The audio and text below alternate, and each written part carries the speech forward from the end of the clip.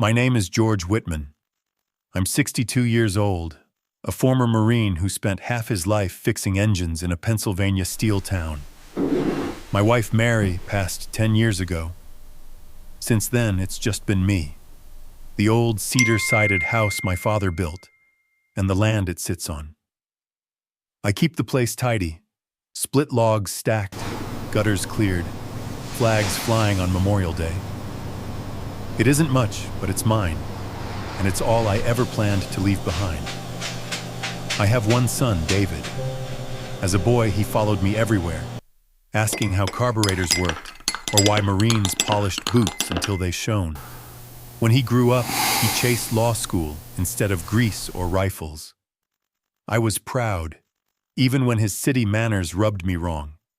He married Melissa, sharp tongue, sharp suits, the kind of woman who sees life in terms of contracts and leverage. Lately, I'd noticed a shift. Melissa's visits carried questions about property value and retirement planning. David sat quieter than he used to, letting her steer the talk. I brushed it off. Families change, but I never imagined how far. One Tuesday morning, the letter arrived. I carried the mail inside, set down my coffee, and saw the Highland Trust Bank seal. Inside was a notice. Power of attorney activated. Account holder, George Whitman. Authorized agent, David Whitman. I read it twice. My chest tightened. I had never signed any power of attorney, never surrendered control of my accounts. At the bottom was a photocopied signature that looked like mine, but off. Too quick. Too stiff. For 30 years underground in the Corps and on the job line, I never once doubted my own memory or my own hand. I wasn't about to start now. I stared at the paper, the quiet house pressing in. Outside, the flag on the porch barely stirred. Something was wrong in my own bloodline, and I could feel it tightening like a noose. That night I climbed into the attic, flashlight in hand, and brushed dust from a wooden chest my father left me. Inside lay an old leather-bound ledger filled with signatures and deeds. As I turned the first brittle page, I thought, this book might be the only thing standing between me and the grave they're digging with paperwork. 2 nights after the letter, David and Melissa showed up without calling. Their SUV headlights cut across the yard like search beams. Melissa stepped out first, heels sinking into the gravel, briefcase tucked under her arm. David trailed behind, eyes down. They walked straight into my kitchen, as if it already belonged to them. Melissa laid a neat stack of papers on the table. George, it's time we make things easier. Sign these and everything will be streamlined. Bills, taxes, even the deed. You won't have to lift a finger.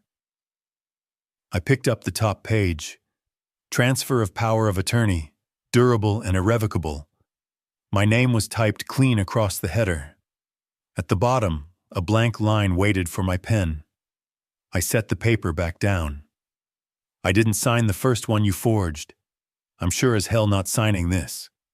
Melissa's smile was tight, like a mask that had been glued on too long. Don't be dramatic. The notary confirmed everything. Maybe you just don't remember? My voice rose, sharp as a rifle crack. I remember every patrol I walked and every engine I rebuilt. Don't you dare tell me I don't know my own hand. David shifted uncomfortably, but he didn't speak. Melissa leaned in, her perfume stifling. Look, George. Ridgewood Development is interested in this property. They're ready to pay 7 figures once the paperwork clears. You get comfort. David and I handle the business. It's a win for everyone. I slammed my palm on the table hard enough to rattle the glasses. The only ones winning are you two. This house is my bloodline. You'll pry it from me only after I'm cold in the ground. Melissa gathered the papers slowly, her eyes flashing. We'll see about that. They left without another word. I watched their taillights vanish down the hill, my pulse hammering. On the counter, they'd forgotten one folder. When I opened it, a single page stared back. Draft deed transfer, buyer, Ridgewood Development. Seller, David Whitman, authorized agent. Sunday dinner had always been our truce. I roasted chicken the way Mary used to, set the table with the same chipped plates. I thought maybe the smell of home cooking would remind David who raised him. Instead, the silence at the table was heavier than the food. Melissa carved the bird like it belonged to her, sliding meat onto David's plate before her own.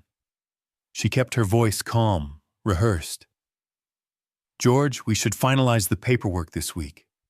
Ridgewood won't wait forever." I set my fork down. "I told you I'm not signing. I don't care what Ridgewood wants." David finally spoke, his voice low.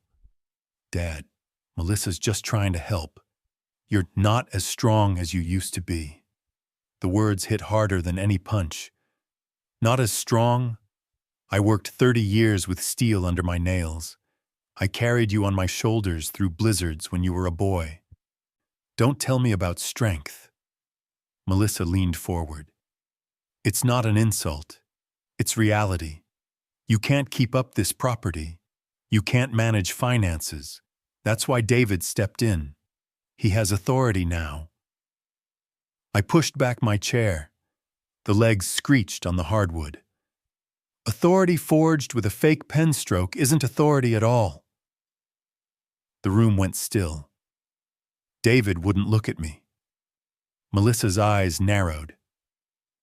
"George, fighting this only makes you look unstable, and unstable men lose everything faster." I stood, fists tight at my sides. "You want to test how stable I am? Keep pushing." No one moved for a long moment. The clock ticked in the hall, each second sharpening the divide between us. I left the table, stepping onto the porch where the night air felt cleaner. From inside, I heard Melissa whisper, "He'll break soon." I clenched the porch railing and swore into the dark. If they think I'm going to break, they don't know who they're dealing with. By the end of the week, the whispers had spread through town. At the feed store, the young clerk who'd known me since he was a kid asked softly, "Mr. Whitman, you doing okay? Folks say you've been forgetful." Forgetful. The word lodged like gravel in my throat. At church on Sunday, Mrs. Talbot patted my arm. "Melissa mentioned you've been confused lately. We'll keep you in our prayers." Her eyes carried pity, not respect. I drove home furious, gripping the wheel so tight my knuckles whitened. They weren't just after my house. They were poisoning my name. That night I went to write a check for groceries. The drawer was empty. My checkbook was gone. I checked my ledger where I note every placement. Checkbook. Drawer 2B. The space was bare. At 9:42 p.m., I tried the side door. The lock clicked oddly. Someone had swapped the cylinder. My own house had started to shut me out. The next morning, headlights swept the driveway. It was Frank Miller. My old Marine buddy turned mechanic. He stepped out with grease still on his hands and worry in his eyes. "George," he said, holding a folded document. "Got a pal at the clerk's office. Look what I found." It was a pending transfer request for my property, Ridgeview Hill. Filed under Authorized Agent David Whitman. My signature line was blank, but the application was in motion. Frank spat on the gravel. "They're railroading you, brother. Making you look senile so nobody questions it." Before I could answer, a sound carried from inside the house. Melissa's sharp laugh through her phone. "Yes, Ridgewood. The old man won't last much longer. We'll have it cleaned up soon." Frank's jaw tightened. "You hear that? She's not even hiding it." I folded the clerk's document into my ledger, my hands steady now. "Then we don't hide either. We document, we fight, and we make sure their own words bury them. That night, in the glow of a single lamp, I pulled an old digital recorder from a drawer, pressed the red button, and watched the light flicker on. The war for my home had officially begun. The padlocks appeared 2 nights later. I stepped out to fetch kindling, and when I returned, the front door wouldn't turn. A shiny brass lock gleamed back at me. I rattled the knob until my hand hurt. My house was closed to me, so I slept in the cab of my old Ford. The seat springs dug into my back, rain tapping the roof like a cruel metronome. Dinner was a can of cold beans and a half-warm thermos of coffee.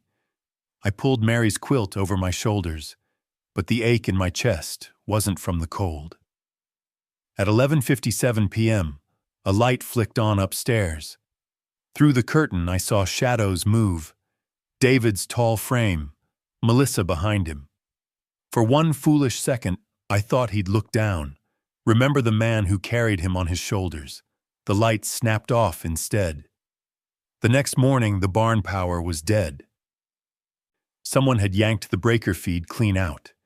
In the mud below, fresh boot prints tracked away. My life was being dismantled, piece by piece. By noon, I walked into town, unshaven, clothes smelling of gasoline. At the diner, conversation hushed. One man muttered, "Poor George losing it." No one looked me in the eye. I ate in silence, then left, shame heavier than hunger. That night I sat again in the truck, ledger open on the dashboard. I wrote in block letters, Day 3 locked out, barn power cut, living in truck. The words blurred as my eyes watered. I whispered into the dark, maybe they're right. Maybe I can't fight this anymore. The thought hung there, sour and heavy. Just before dawn, I reached for the quilt again and felt the corner of Mary's rosary sewn into the hem. The beads pressed into my palm, hard and real, and for the first time in days, something stirred in me stronger than despair.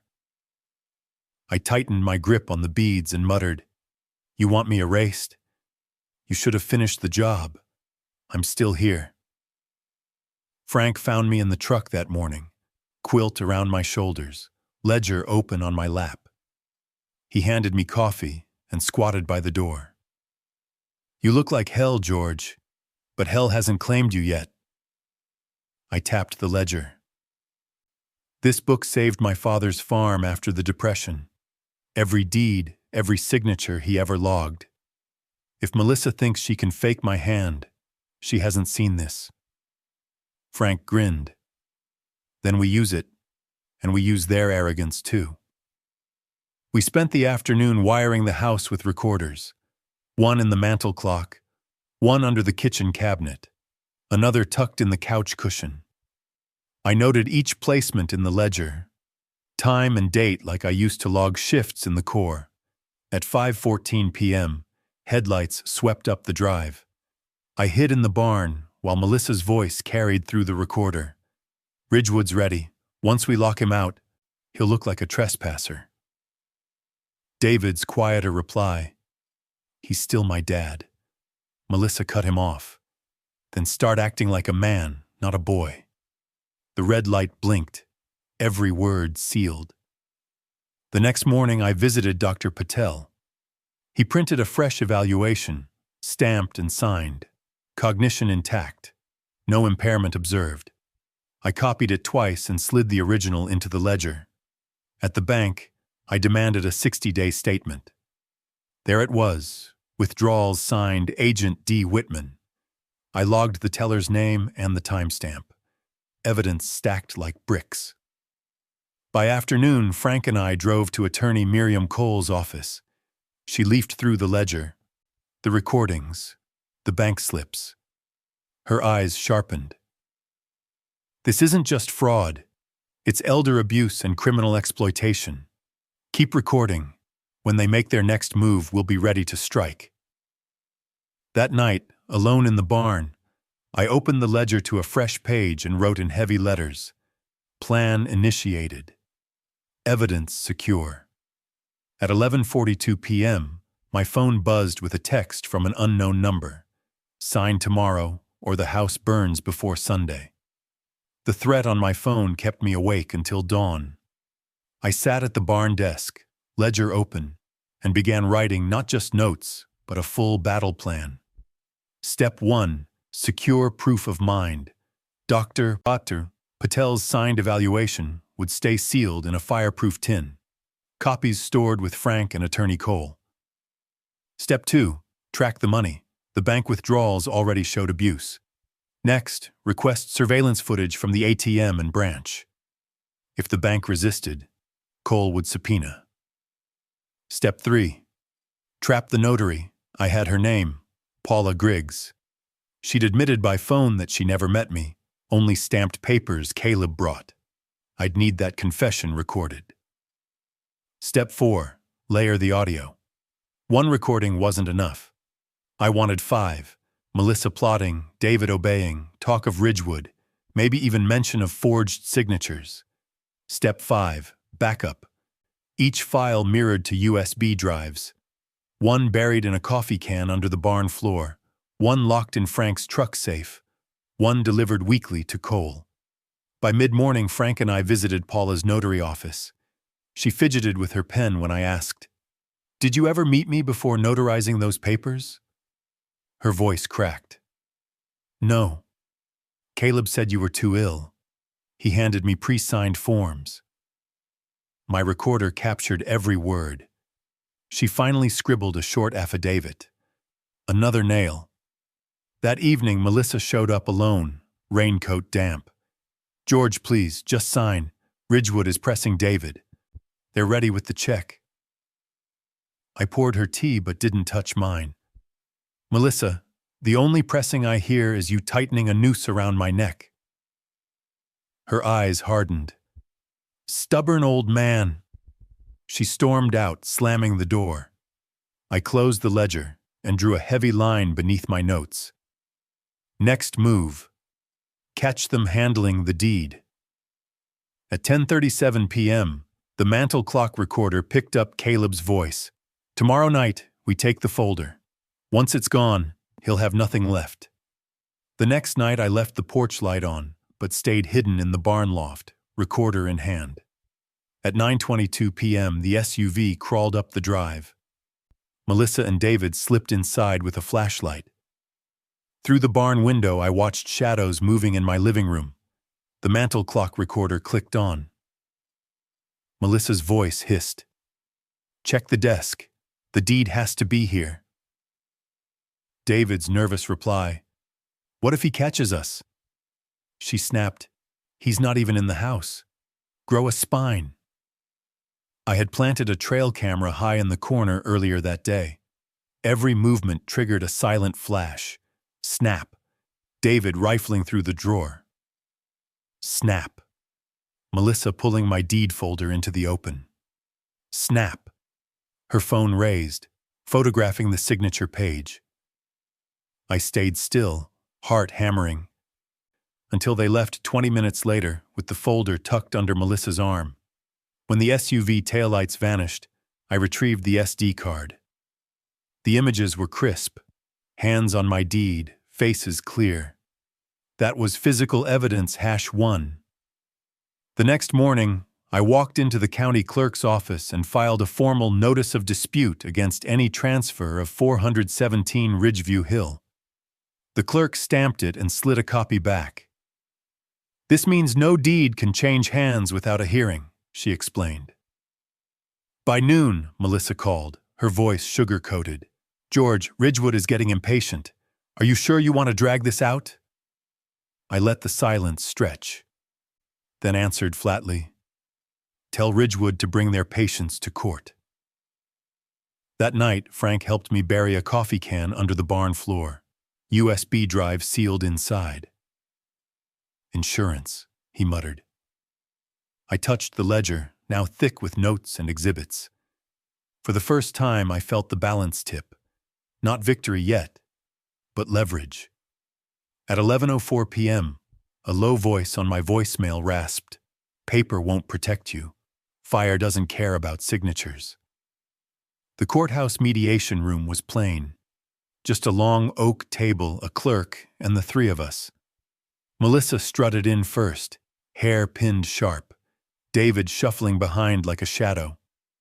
Attorney Cole sat at my side, ledger and binders stacked in front of us. The clerk began.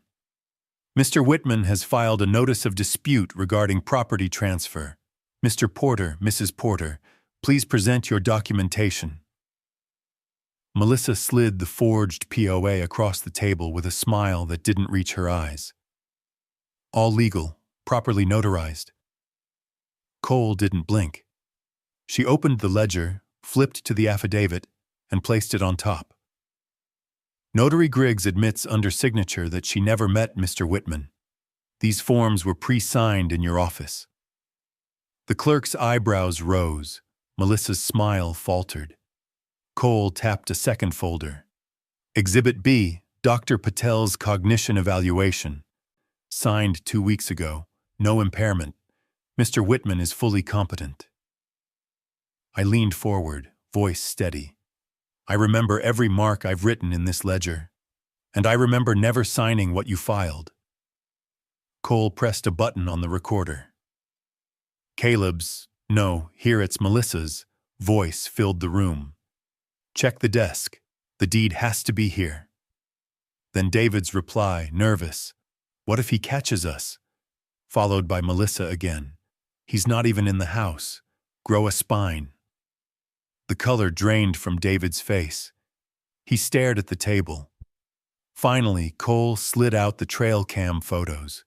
Melissa holding my deed, her phone flashing. The timestamp glowed in the corner. The clerk studied them, lips pursed. This matter will be referred for investigation. Until resolved, no transfer can proceed. Melissa slammed the folder shut. You'll regret this, George. Ridgewood doesn't like losing. I met her glare. Neither do Marines. As we walked out, David lingered behind, then whispered to me, Dad, I didn't know it would go this far. His voice cracked, and for the first time I saw doubt breaking through his silence. The bruise on my forearm bloomed purple where Melissa had shoved past me leaving the courthouse. I photographed it, dated the shot, and added it to the ledger as Exhibit E, intimidation. By dawn, retaliation began. The water sputtered, then quit. At the meter, a new padlock clamped the valve shut. No utility tag, just a chain. I logged the time and snapped photos. That evening, the barn lights went out.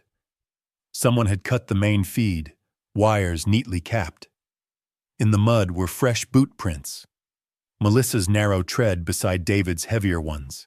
At 7:19 p.m., my phone rang. A voicemail landed moments later. Sign, George, or watch your precious farmhouse go dark forever.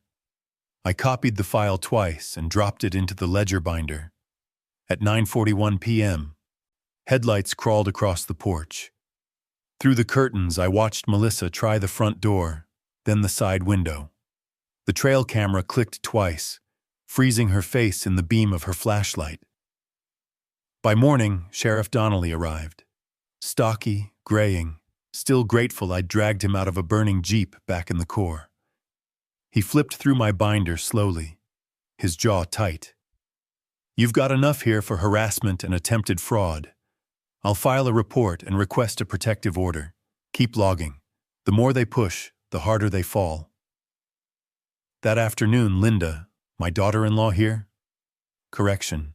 No, only David plus Melissa. So it's David's wife, Melissa. Instead, let's make it David texted me quietly. We need to talk, Dad. We met at the church hall.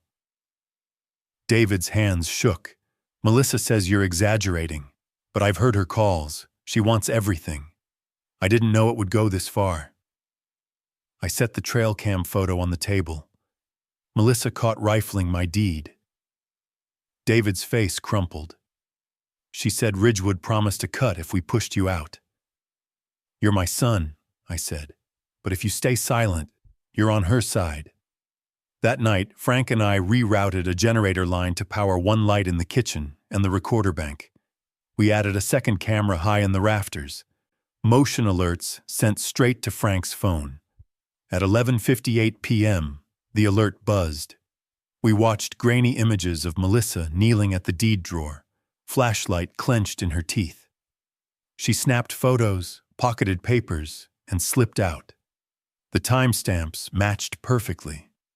Sheriff Donnelly studied the prints the next morning. "One more strike like this, George, and I can take it to the prosecutor myself." The storm broke on a Wednesday afternoon.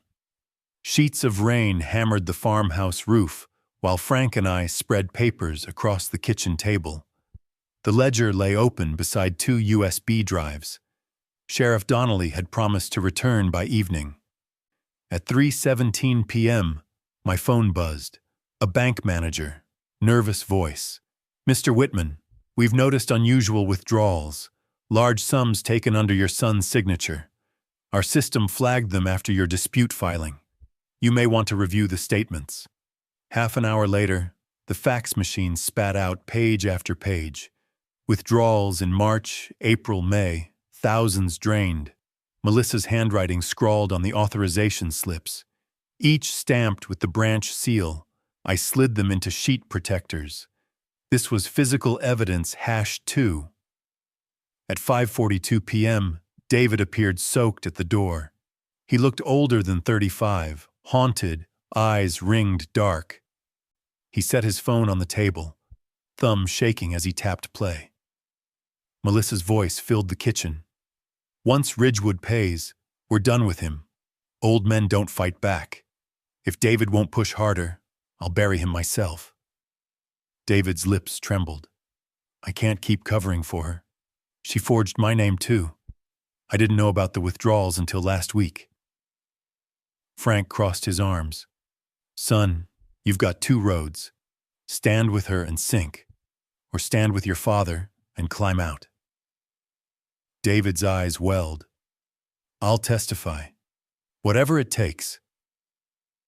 I looked at my boy, soaked and broken, but for the first time standing against her. My throat tightened. "Then we end this together." At 6:01 p.m., Sheriff Donnelly arrived. We handed him the ledger, the affidavits, the audio, the photos, and now the bank statements. His brows knit deeper with each page. "This is more than fraud. This is a criminal case," he said. "Tomorrow morning, I'll put it before the judge, and Melissa Porter will finally answer for what she's done." That night, lightning cracked over the ridge.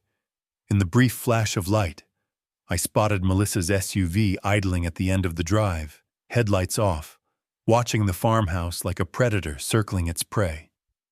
The county courtroom smelled of varnish and dust. Every bench was filled.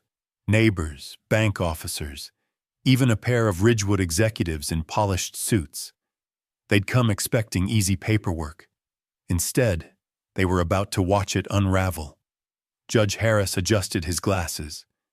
Case 24-317, alleged fraudulent power of attorney and property transfer. Parties present. Attorney Cole rose. "George Whitman, plaintiff." She gestured to me, then to David at my side. Across the aisle, Melissa sat stiff, her lawyer whispering in her ear. She didn't meet my eyes. Cole began. "Your Honor, we present Exhibit A, affidavit from Notary Paula Griggs, admitting she never met Mr. George Whitman, and stamped documents delivered by Melissa Porter." The judge scanned the page, expression darkening. "Exhibit B, cognitive evaluation from Dr. Patel, confirming Mr. Whitman is fully competent." The clerk marked it entered. Cole pressed play on a recorder. Melissa's voice hissed. "Check the desk. The deed has to be here." Then David's reply, trembling. The gallery rustled. Next came the photos. Melissa holding my deed folder, time-stamped. Gasps rippled across the benches. Finally, Cole laid out the bank statements. Exhibit F, withdrawals totaling $74,000, authorized under forged signatures, each stamped and sealed by Highland Trust Bank. The judge leaned back, eyes fixed on Melissa. "Mrs. Porter, do you deny these?" Her lawyer muttered, "Objection," but the judge cut him off. "Overruled. The evidence is overwhelming." Melissa finally spoke, voice sharp. "He's confused. He doesn't know what he's signing half the time." David stood, voice breaking but loud. "That's a lie. I saw everything. She pushed it. She forged it. She stole the money." The room erupted. The judge banged his gavel until silence fell. "This court hereby voids all contested documents, restores full authority to George Whitman, and refers charges of fraud, forgery, and elder exploitation against Melissa Porter to the district attorney." The Ridgewood executives rose quietly and slipped out, their deal in ashes. Melissa sagged in her chair, eyes darting, while deputies approached. I gripped the edge of the table, the rosary bead pressing against my palm through Mary's quilt in my pocket. After months of being treated like a ghost in my own home, the truth had spoken. As deputies led her away, Melissa spat, "This isn't over!" I looked her dead in the eye. "For you it is." The farmhouse feels different now. Quieter, but not hollow. The padlocks are gone, the lights steady again. My ledger sits on the mantel, thick with pages, not as a diary of despair, but as proof that truth endures when you refuse to bend. Melissa was indicted the following week. Fraud, forgery, elder abuse. Ridgewood backed away from the deal entirely, their suits too pressed to stand near scandal. David testified fully. Watching him face the judge was painful, but necessary. A son torn between blood and greed finally chose the right side. Frank still stops by every morning with coffee.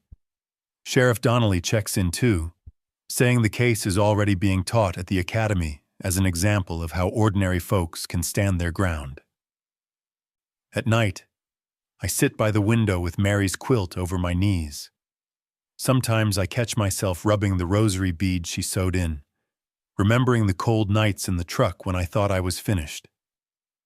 Now I know better. Age doesn't erase a man. Lies do, and I will not be erased. The land stays mine. The house stays mine. My name stays clean. That's all I ever wanted. If you've listened this far, thank you. Tell me in the comments, what would you have done in my place? And don't forget to subscribe to Revenge Stories Men U60 USA, because stories like mine deserve to be heard.